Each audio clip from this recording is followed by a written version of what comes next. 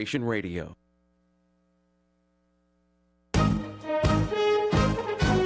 Looking for a lift? Experience a seed from the sower with Michael Guido of Metter, Georgia. In Dallas recently, according to the Associated Press, an 8-foot-long pet python slithered into the crib of a sleeping baby girl who never uttered a cry because, as the victim tries to breathe, the snake squeezes tighter around the body. When the parents found the snake in the crib, it was too late to save the baby. What a picture of sin. It deceives, then defiles, and then deadens. The Bible says, sin, when it is finished, brings forth death. For your free copy of Dr. Guido's daily devotional, Seeds from the Sower, write The Sower, Metter, Georgia, 30439. Visit us on the web at thesower.com.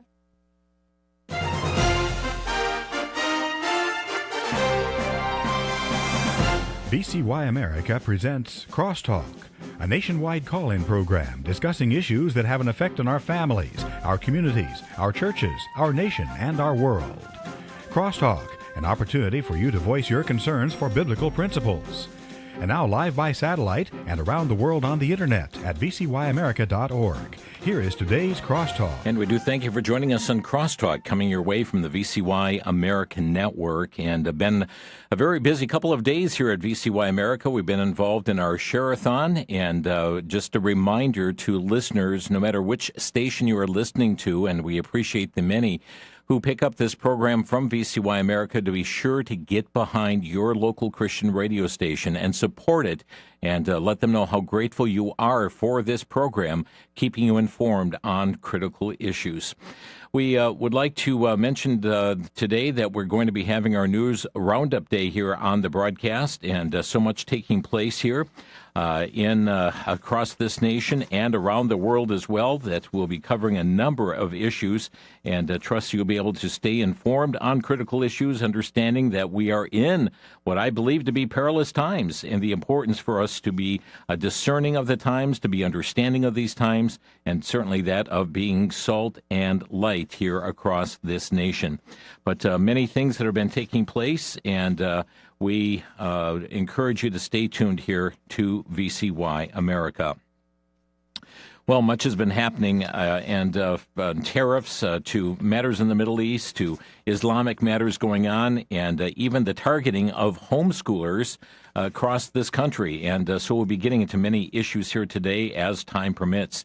We're going to begin with a story from the Daily Wire, and there seems to be a breakthrough in the tariff standoff between the U.S. and China. Emerged Tuesday evening as the Treasury Secretary, Scott Bessent, and the U.S. Trade Representative, Jamieson Greer, are poised to meet with Chinese officials in Switzerland over the weekend, discussing trade and economic matters. That's according to their agencies. China has confirmed the talks as well. Washington Times reporting that President Trump says an 80% tariff seems right, setting a potential guidepost ahead of the weekend talks in Switzerland. The U.S. is now imposing a 145% tariff on most Chinese imports, that is. So Mr. Trump's opening suggestion would be a drastic reduction, but still a high levy on them. OAN.com says that President Trump's pick for U.S. ambassador to China, sworn in Wednesday by Marco Rubio, the Secretary of State, just days before this anticipated meeting. Former Georgia Republican Senator David Perdue was tapped by Trump last December, and Trump has praised him, saying as a Fortune 500 CEO who had a 40-year international business career and served in the U.S. Senate, David brings valuable expertise to help build our relationship with China. He has lived in Singapore and Hong Kong, worked in Asia and China for many years of his career. What timing, only you could have picked this timing, President Trump stated at Perdue's swearing-in ceremony. The Epoch Times reporting President Trump, May 8th, provided a broad overview of a prospective trade agreement with the UK.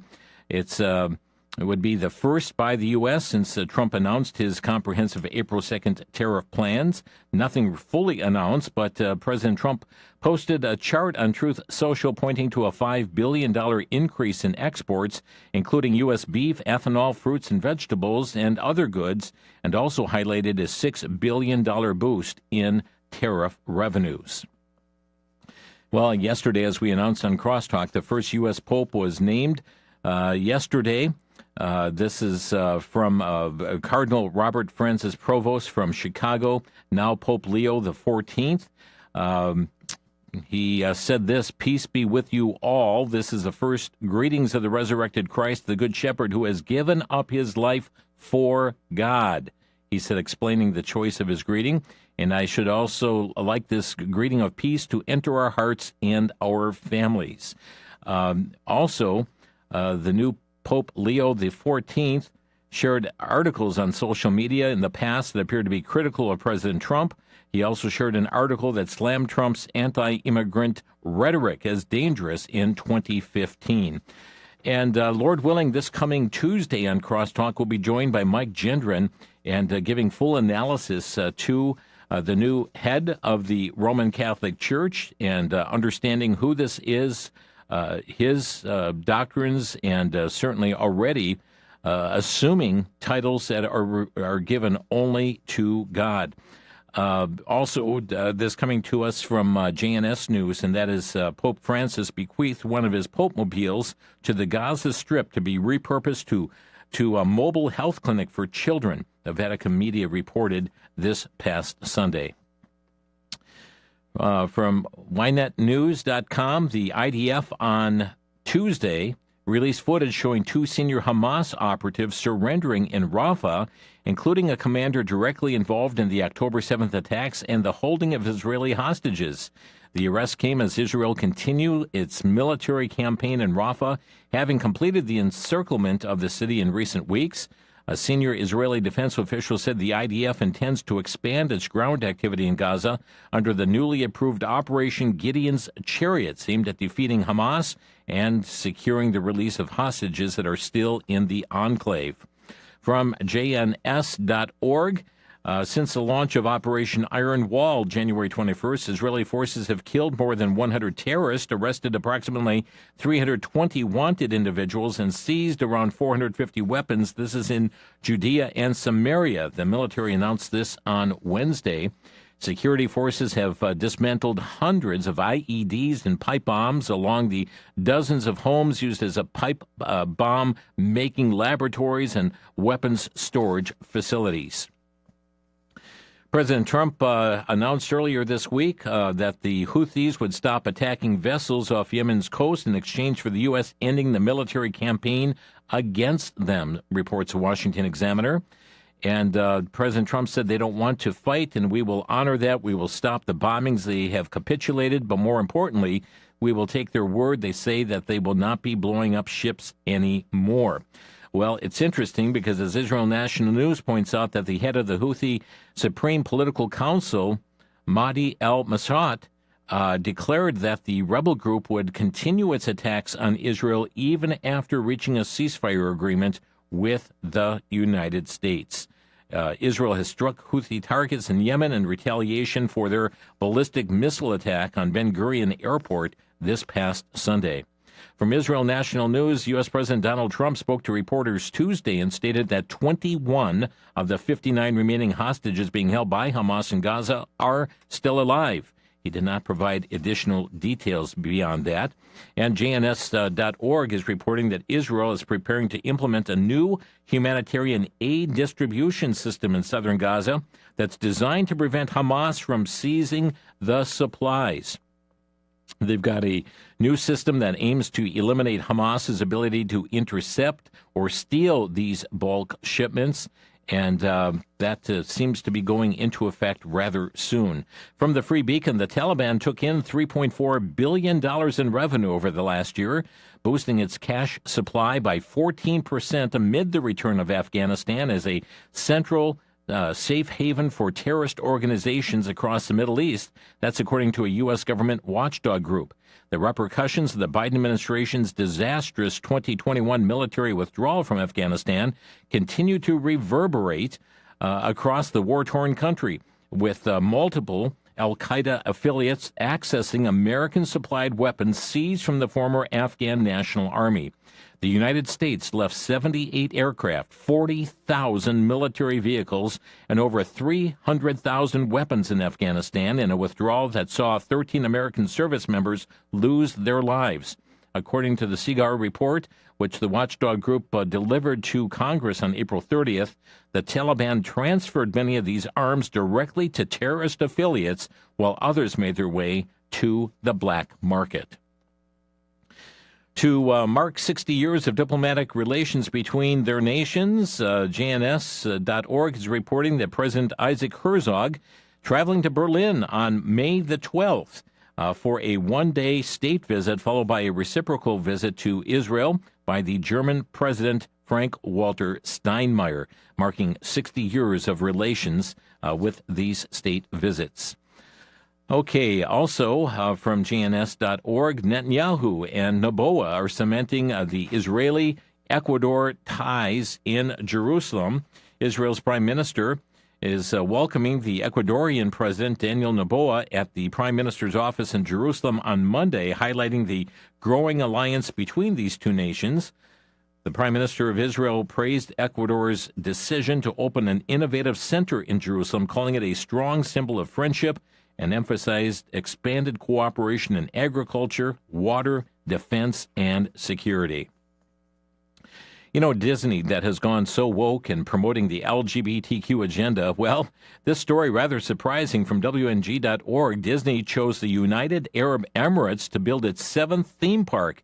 According to a Wednesday statement from the company, Disney contracted with the government-owned Marel Group to build the park in the UAE capital of Abu Dhabi. 1/3 of the world's population can access the UAE with a flight of 4 hours or less, Disney noted. About 120 million passengers travel through the Abu Dhabi and Dhabi each year. Very interesting indeed that Disney would choose such a location amidst their celebrating of the LGBT agenda. From Associated Press News, Friedrich Merz succeeded Tuesday in his bid to become the next German chancellor during a second vote in Parliament, hours after he suffered a historic defeat in the first round. The conservative leader had been expected to smoothly win the vote to become Germany's 10th chancellor since World War II. No other post-war candidate for chancellor has failed to win on the first ballot. In France, Pamela Geller reporting that the al-Qaeda terror leader of Syria, al-Shara, who is perpetrating the wholesale slaughter of Christians, Alawites, Druze, is hosted by French President Macron in Paris. This is the same Macron who has pledged to arrest Israeli Prime Minister Bibi Netanyahu if he came to France. But here he is welcoming the ISIS leader in France.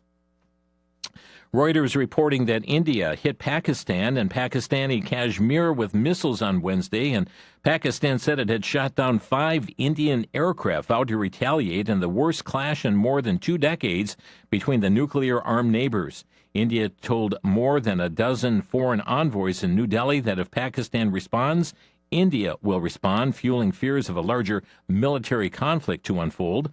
The escalation comes at a fragile moment for Pakistan's $350 billion economy that recently emerged from a crisis, with the government trying to shore up finances and make progress on the $7 billion International Monetary Fund loan program of 2024.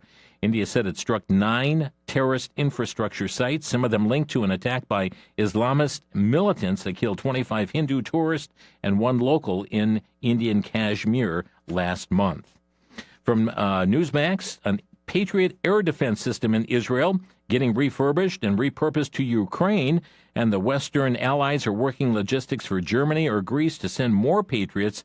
4 sources told the New York Times. The Defense Department said that times that it could continue to provide equipment to Ukraine from previous that equipment that had been previously authorized. Truth Press is reporting that President Donald Trump Thursday gave an update on negotiations between Ukraine and Russia, putting Moscow on notice that would face consequences if it does not agree to a 30-day ceasefire. The president appears to be taking a tougher stance against Putin. The U.S. calls for ideally a 30-day unconditional ceasefire, hoping an acceptable ceasefire will be observed and both countries would be held accountable for respecting the sanctity of these direct negotiations. The president further threatened that if the ceasefire is not respected, the U.S. and its partners would impose further sanctions. We'll be back in just a minute. You're listening to Crosstalk on VCY America. Back to Genesis with Dr. John Morris, geologist and president of the Institute for Creation Research. Dr. Morris, what's the source of natural gas? Chris, natural gas is a result of a variety of life processes. Even the digestion of your food produces methane gas. Methane gas is also found in volcanic eruptions and in meteorites, so it's evidently a chemical that can form under a variety of conditions. A new theory has been proposed that the huge deposits of methane gas are really the inorganic outgassing of the Earth's interior. These huge pockets of pure methane in many ways don't appear to be life gases with all of the impurities that would be there. I lean to such a theory myself. God created this earth for man's good, and methane is a very good part of our existence. It's hard to know for sure, but it wouldn't surprise me from a back to Genesis perspective. Thanks, Dr. Morris. For more information, you can find us on the web at www.icr.org.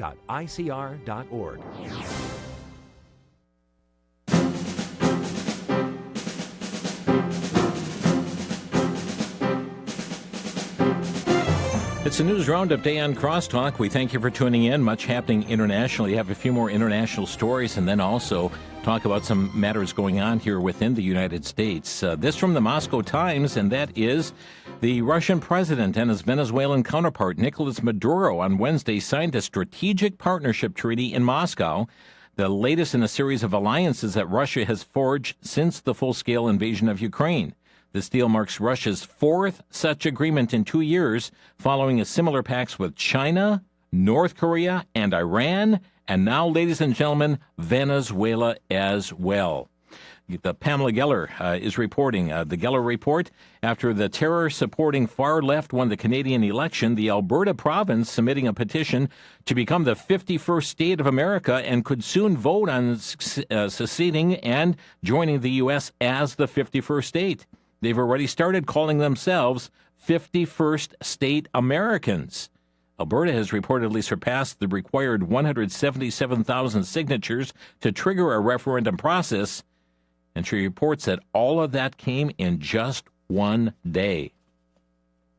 The National Review reporting that asked by a reporter about his repeated suggestions that Canada become the U.S. 51st state, President Trump said, "I still believe that, but it takes two to tango."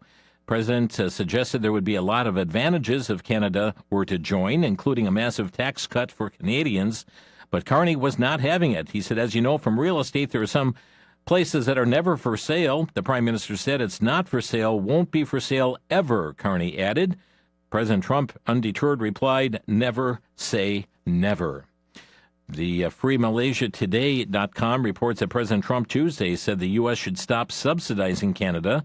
Canada has been caught up in the new administration's stop-start tariff rollout that has hit goods not covered under the existing free trade agreement, with levies of up to 25%. Canada's auto, steel, and aluminum exports have been hit by the tariffs. "We have a tremendous deficit with Canada," the president told reporters. "It's hard to justify subsidizing Canada to the tune of maybe U.S. $200 billion a year," he said. "We protect Canada militarily, and we always will." The U.S. trade deficit with Canada was $63.3 billion last year. Newsmax is reporting that northeastern governors from 6 states sent a letter on Monday inviting the premiers of 6 Canadian provinces for a meeting in Boston in the coming weeks in an attempt to strengthen their mutual economic connections and counteract the Trump administration's tariff policies, Politico reported. "As governors of New England, we want to keep lines open of communication and cooperation and identify avenues to overcome the hardship of these uninvited tariffs and help our economies endure." The letter was led by the Massachusetts Governor Maura Healey. Okay, from Just the News, President Trump Thursday, last night, said he would appoint Judge Jeanine Pirro as interim U.S. attorney for the Washington, D.C. This is just hours after he pulled his first choice, Ed Martin. The Post-Millennial reports that Ed Martin was appointed to 3 key roles at the Department of Justice, where he will oversee investigations into alleged political weaponization under the Biden administration. President Trump said Ed Martin had done an amazing job as interim U.S. attorney, will be moving to the Department of Justice as the new director of the Weaponization Working Group. This was posted to Truth Social and offered him congratulations. He withdrew Martin as his nominee for U.S. attorney for the District of Columbia, following opposition from a key Republican on the Senate Judiciary Committee. From FoxNews.com, former Supreme Court Justice David Souter died yesterday at his home in New Hampshire at the age of 85. The court announced that this morning. He had been appointed to the court by President George H.W. Bush in 1990, retired in 2009, served 19 years on the court, said a statement.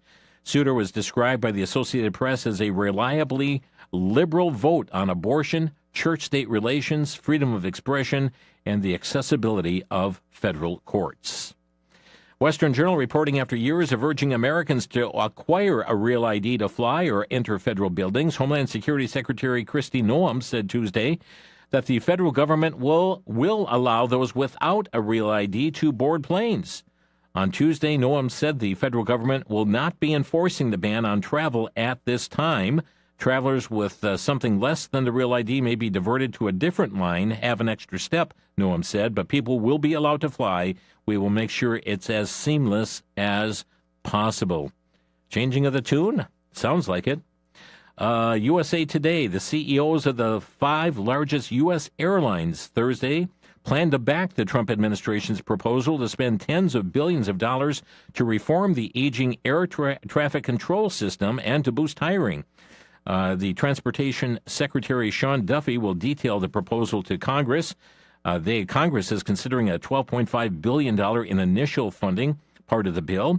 But Duffy said we're going to build a brand new air traffic control system from new telecom to new radars to new infrastructure, saying will take 3 to 4 years to address. The Daily Caller reporting that the U.S. Navy lost yet another F-18 Super Hornet in the Red Sea. It's a second in just over a week. This was an F-18 Super Hornet. This is after a failed landing attempt on the USS Harry S. Truman on Tuesday. Navy investigating what went wrong there. This is a scary story to me from Breitbart. Aurora has become the first company to successfully operate a commercial, driverless trucking service on public roads. The company's autonomous trucks are driving down Texas highways between Dallas and Houston. CNN reports that Aurora, a leading autonomous trucking firm, has announced the launch of its commercial driverless trucking service in Texas.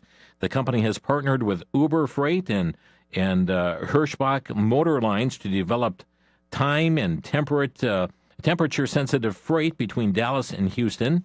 The announcement comes after extensive testing and practice hauls conducted by Aurora over the past 4 years. During this period, the company's self-driving technology known as Aurora Driver delivered over 10,000 customer loads with safety drivers monitoring the system. So driverless trucks now rolling down Texas highways. From the Free Beacon, former second daughter Ella Emhoff on Sunday endorsed a radical anti-Israel socialist, Zohran Mamdani, for mayor of New York. Emhoff said that the next mayor of New York is going to make New York happy, healthier, and more affordable. Well, we'll see about that. The Daily Caller reporting that Mamdani is polling above nearly all the moderate candidates in the party's mayoral primary race, raising the most money as well with backing from the Democratic Socialist of America. Democratic Socialist of America. And certainly this is going to impact this statement here from Seth Barron. He said he's a conservative commentator and an author, said if Mamdani became mayor, the significance for the future of socialist politics would rise immeasurably, probably in direct inverse proportion to the fortunes of NYC if his policies were implemented. Troubling story out of Texas here. Daily Caller reporting a Democratic judge and 5 other individuals indicted for election crimes after running a vote harvesting scheme, says Texas Attorney General Ken Paxton's office. The judge, Rochelle Lozano Camacho, an elected Democratic judge in Frio County, Texas, was charged with 3 counts of vote harvesting during the 2022 primary campaign. Camacho allegedly targeted elderly voters, and this is in a Texas subdivision. Vote harvesting, a third-degree felony in Texas, carrying a sentence up to 10 years in prison and a $10,000 fine. Also, on the voter aspect, Western Journal reporting that a former United States Postal Service employee pleaded guilty Monday for her role in a voter fraud scheme that took place before the 2024 elections. Vicki Stewart, one of 2 people charged with taking ballots that were in the mail to residents of Mesa County, Colorado, filling them out and then submitting them to the Mesa County Clerk and Recorder's Office, according to KREX-TV. The Washington Examiner, here we go. We were told this was going to happen if Wisconsin elected the liberal to the Wisconsin Supreme Court. Here we have from the Washington Examiner, a lawsuit has been filed challenging Wisconsin's congressional maps, asking the Wisconsin Supreme Court to reconsider the maps ahead of the 2026 midterm election. Friends, that's exactly what was said was going to happen. They're going to challenge the congressional districts, trying to take 2 red seats, turn them blue in the state of Wisconsin. The lawsuit was filed on behalf of several Wisconsin voters by Elias Law Group, chaired by Mark Elias. Very interesting indeed. We'll have to see if the Wisconsin Supreme Court takes that up. But yes, the plan is to be sure that they strike down the congressional maps before the 2026 election. Okay, from jihadwatch.org, the EU is preparing to provide £10 million in funding for a scientific research project aimed at highlighting the contribution of the Quran and the Muslim religion to European civilization.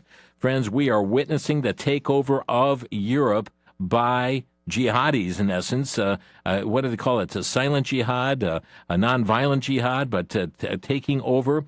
And here we have the EU preparing to donate $10 million in funding for a scientific research project to highlight the contributions of the Quran, the Muslim religion to European civilization. I wonder if it's going to put out the violent verses of the Quran, not to take the Jews or Christians as friends. I wonder if it's going to tell them to strike the necks of the infidels. Also, we see this taking place, the New York City mayor announcing that mosques don't need permits and can blast the call to prayer over their loudspeakers at will.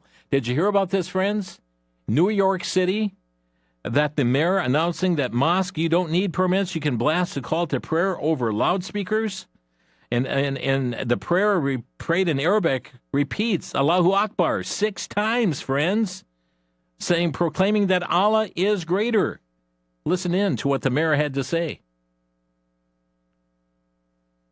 For too long, there has been confusion about which communities are allowed to amplify their calls to prayer. Today, we are cutting red tape and saying clearly, if you are a mosque or a house of worship of any kind, you do not have to apply for a permit to amplify your call to Friday prayer. To any group. Well, what other group gives a Friday call to prayer? What other group does? Allahu Akbar, Allah is greater. It's a put-down to Jehovah God. Dr. Gavin Ashenden, former chaplain to the British Queen, observed that the Muslim call to prayer is a dramatic piece of Islamic triumphalism. To declare, friends, that Islam is triumphant. We're triumphant over you. It proclaims Islam's superiority over all other religions, and in so doing, casts Jesus in the role of a charlatan and a liar. The Muslim God Allah is unknowable and has no son. Jesus was therefore a fraud in claiming he and the Father are one. That's according to beliefs of Islam. And here we have the mayor of New York announcing that mosques don't need permits, can blast a call to prayer over loudspeakers at will. Amazing, ladies and gentlemen. That's what's taking place. And in a viral video that's going on, an imam informing Floridians that they all are the future converts of Islam. I'm going to share more on that story right after the break, as well as other matters taking place. We'll be back in 1 minute here on Crosstalk on the VCY America Network.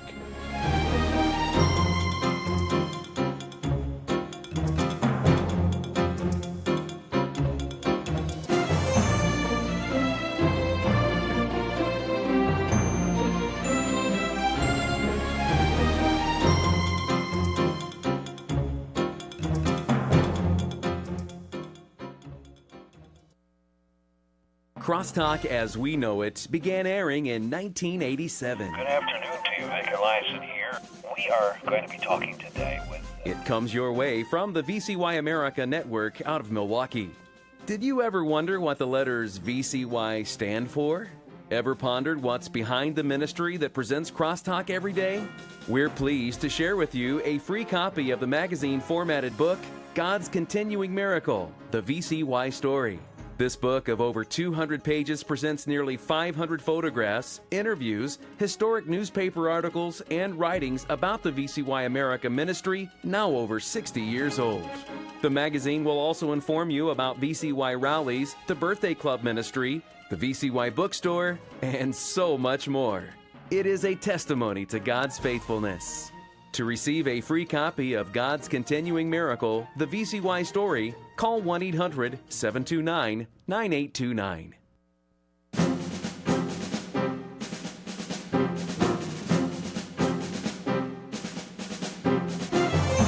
You're listening to Crosstalk on VCY America, Friday News Roundup today. Much taking place, and I can see by my stacks of stories we're just not going to make it through everything, but we'll get some more stories in here. I mean, here we have the mayor of New York sanctioning the Islamic... No, you don't need any kind of permit for that. And any other group that wants to call their people to prayer during Friday services, you can do it too. It's just amazing. AFN.net. I mean, I'm just hearing Usama's voice over and over again, his warning to the United States of America. And friends, we are not listening. Watch what's going on in Europe right now. Look at the takeover that's going on there. Look what's happening in Dallas, just outside of Dallas, Texas, Epic City. And now from AFN.net, after a prominent Muslim leader's sermon about spreading Islam in America went viral online, a Christian teacher and prophecy expert says our Christian nation is the target of a slow but determined takeover from faithful Muslims. In his video, Florida-based Imam Muhammad Musri is preaching to an audience of fellow Muslims who are listening to his first-hand report from Florida.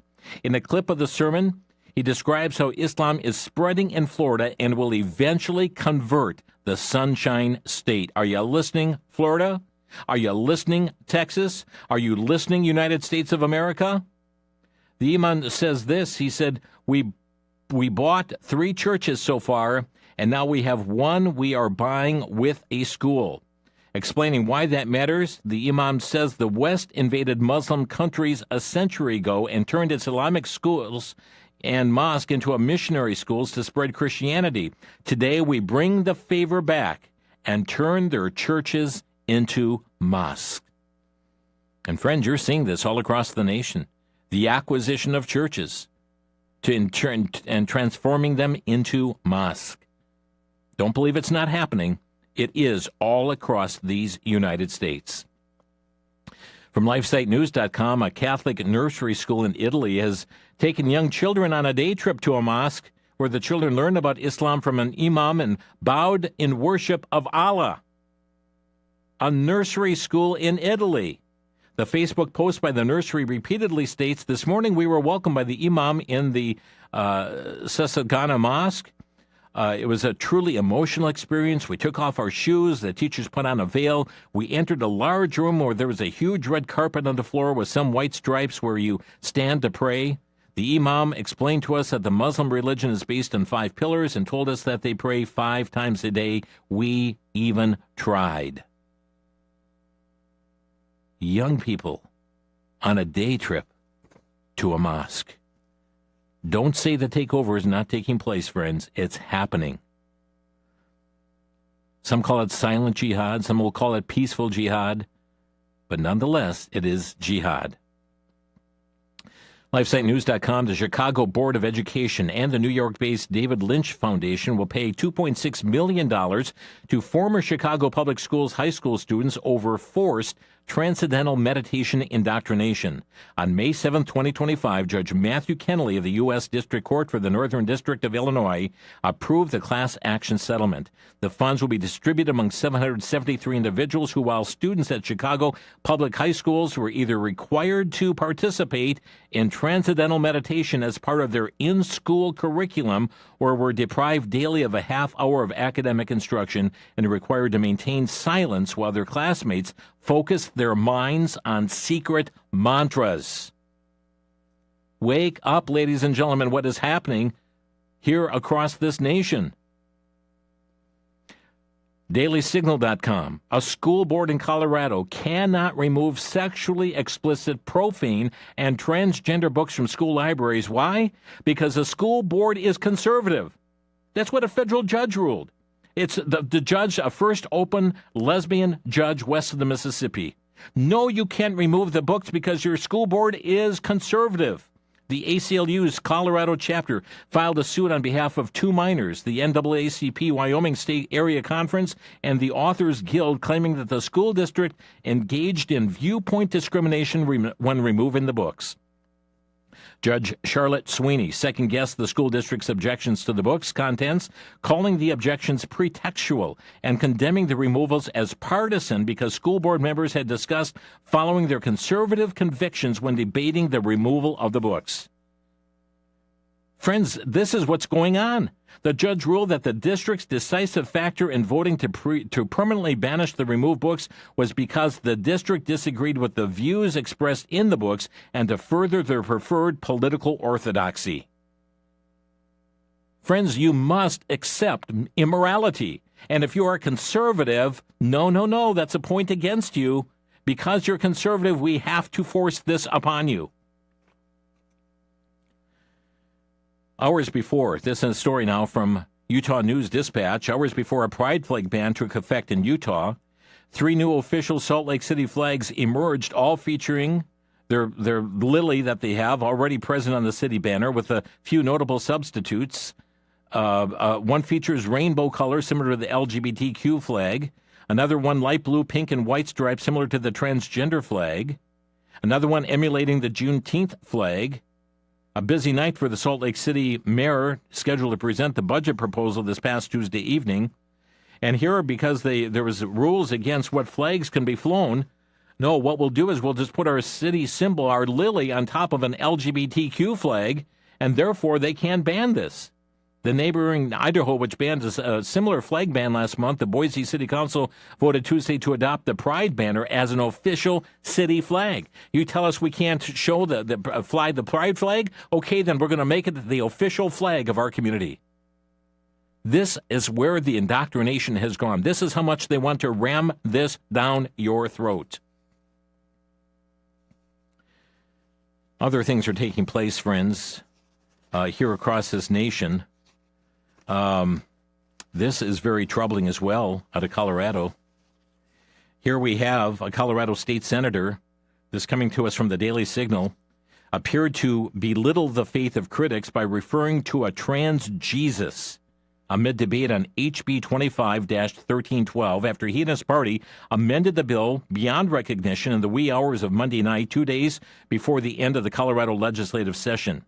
This drew national scrutiny after a Colorado Democrat compared concerned parents to the Ku Klux Klan. The bill originally mandated courts considering dead naming and misgendering as forms of coercive control in custody disputes, meaning that parents who dissent from gender identity could lose their children. Now, friends, we have the likes of a state senator, Senator Chris Kolker, who made an impassioned speech on this very matter.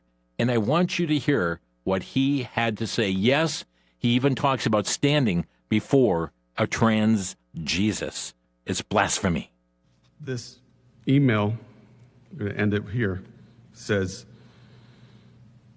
basically, I'm accountable to Almighty God because I'm standing up for equality.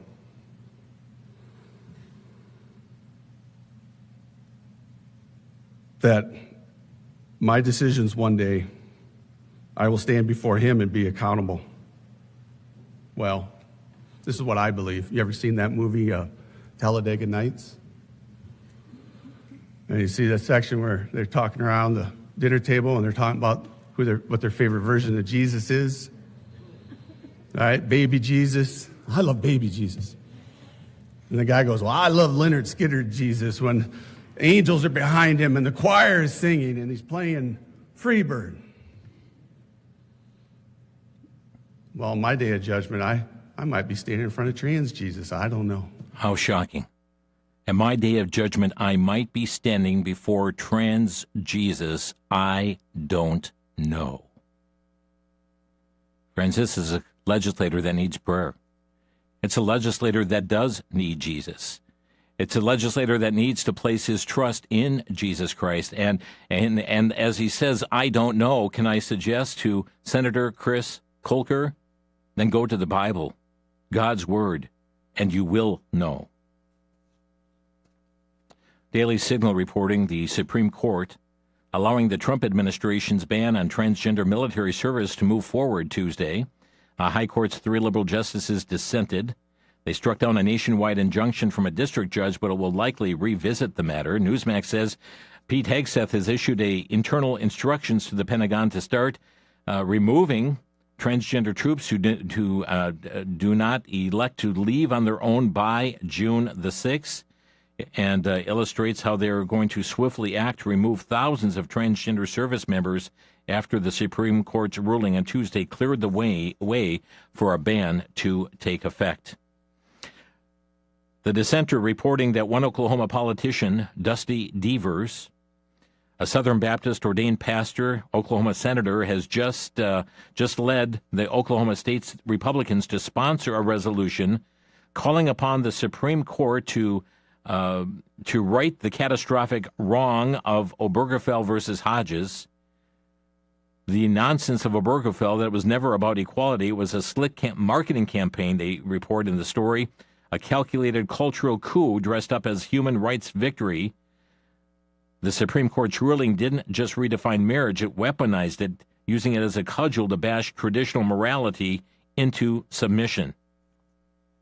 It is a concurrent resolution in Oklahoma recognizing that marriage is between one man and one woman, and that resolution introduced into the Oregon legislature. We'll see where that goes. Meanwhile, from LGBTQ Nation, they're reporting that Iowa has joined a growing list of states where Republican lawmakers are introducing resolutions against, or rather asking the Supreme Court to overturn the 2015 Obergefell versus Hodges decision. Iowa has introduced SCR 3, which says that the court rulings are not laws. Therefore, the Obergefell decision is an illegitimate overreach. It says that Obergefell runs counter to the idea that human dignity is innate and specifically comes from God. Let's go to Alaska here, friends. LifeNews.com reporting on Friday. Today, 1:30 p.m. Alaska time, the Alaska Senate Labor and Commerce Committee will be hearing invited testimony on legislation that opens up the ability for pharmacists to prescribe and dispense abortion pills.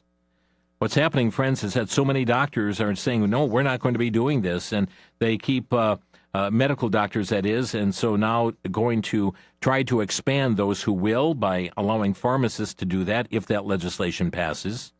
LifeNews.com, the Montana governor signed House Bill 388, known as the CARE Act, into law last Friday. It's a move hailed by pro-life advocates as a vital step in safeguarding pregnancy centers that offer life-affirming support to women and families and prohibits state and local officials from discriminating against pregnancy centers for not providing or promoting killing babies in abortion. In my opinion, this is good news out of Omaha, Nebraska. The Planned Parenthood clinic there experiencing a staffing crisis that abortion advocates claim is a result of corporate executives' indifference, a Nebraska newsroom reported on May the 1st.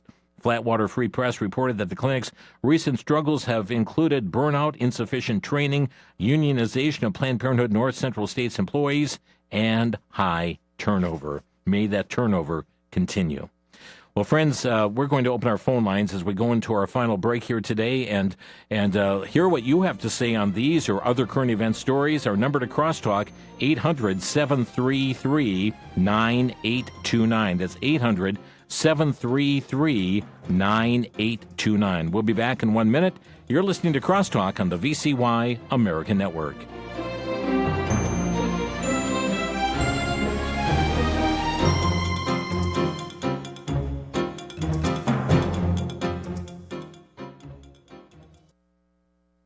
For the Worldview Report, I'm Brandon House. Our website's worldviewreport.com, reporting today from the nation's capital. The news here is, well, the attack by Iran through the Houthis on the airport in Tel Aviv in Israel. President Trump has made it clear he knows that Iran is behind this. They're the ones providing the weapons, he says. They're providing the intelligence as well. And he warned them that any more attacks will be met with dire consequences and that everyone knows that Iran is the one pulling the strings. We had our reporter from Israel on the ground with us in the nation's capital. Of course, the folks in Israel, they're wanting help from America, but we are being cautioned by many experts like David Pine and others, Colonel Rob Maness, to be very careful. If we go in with Israel on an attack on Iran, this could have serious consequences for the homeland, including terrorist cells that are already here, ready to be activated, not to mention the threat of cyber attacks on our power grid. So while we stand with Israel, we need to pray for discernment and wisdom from our nation's leaders.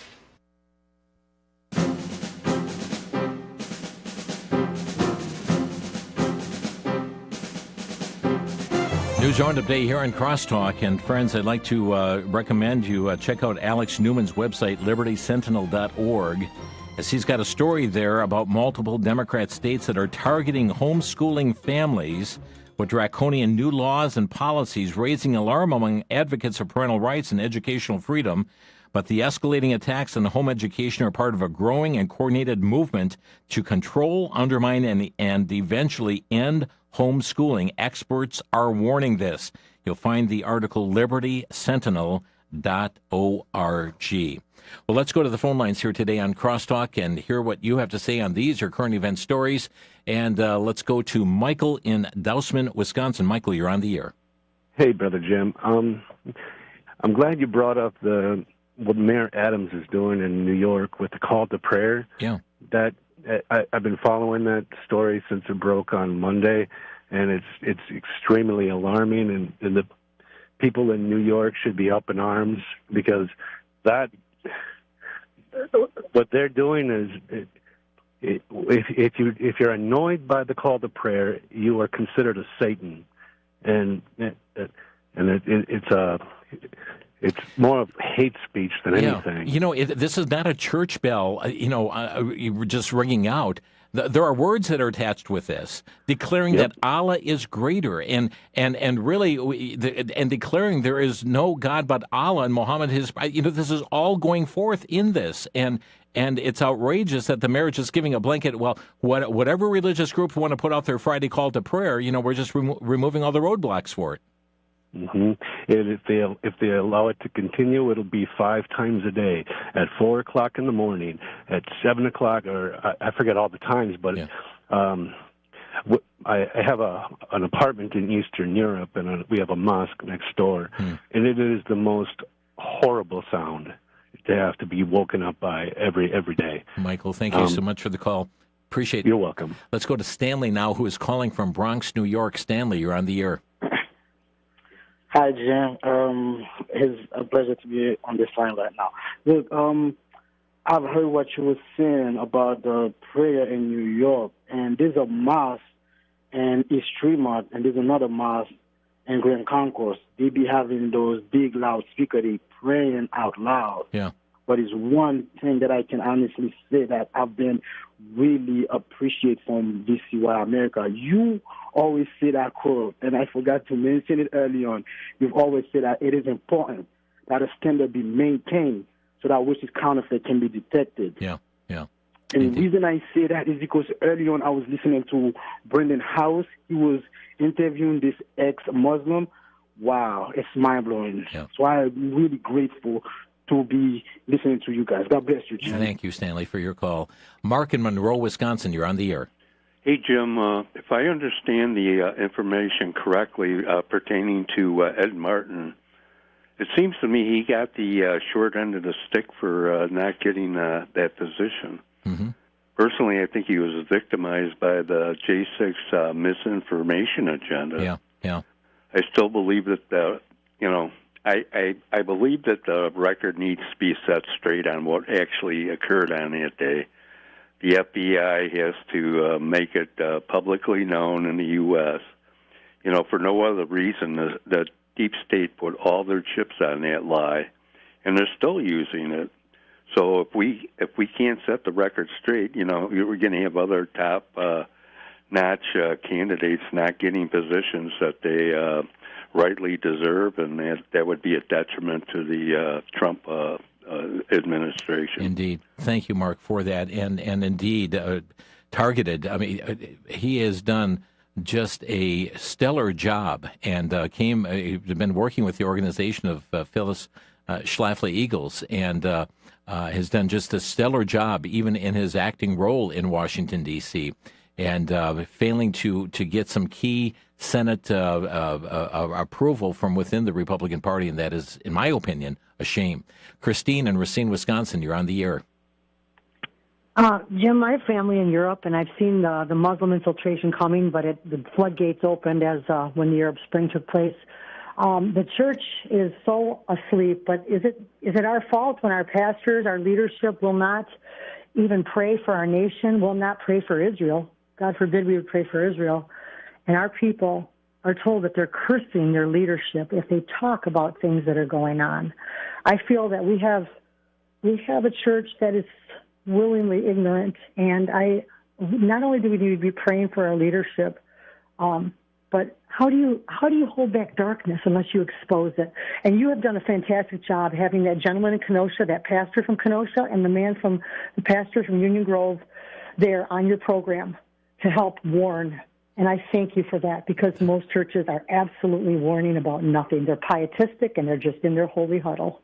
Thank you, Christine, for your thoughts here today.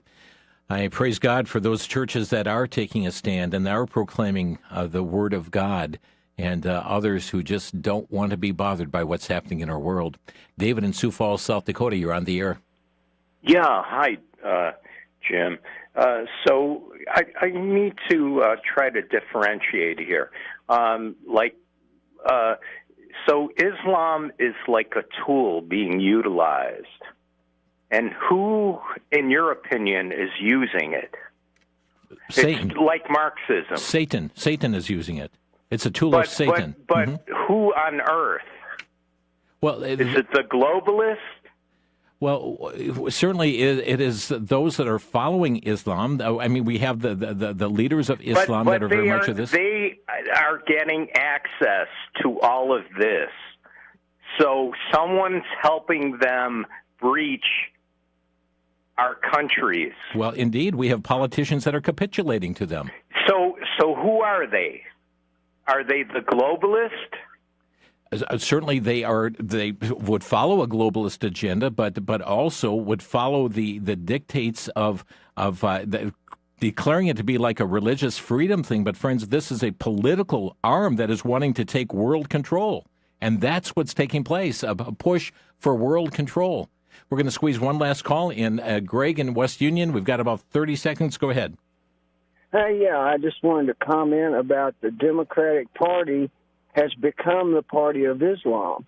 How many Democratic congressmen and senators were sworn in on the Koran, which should have never happened? Thank you for your comment. We're out of time on the broadcast today. Troubling times, friends, and what we see take place.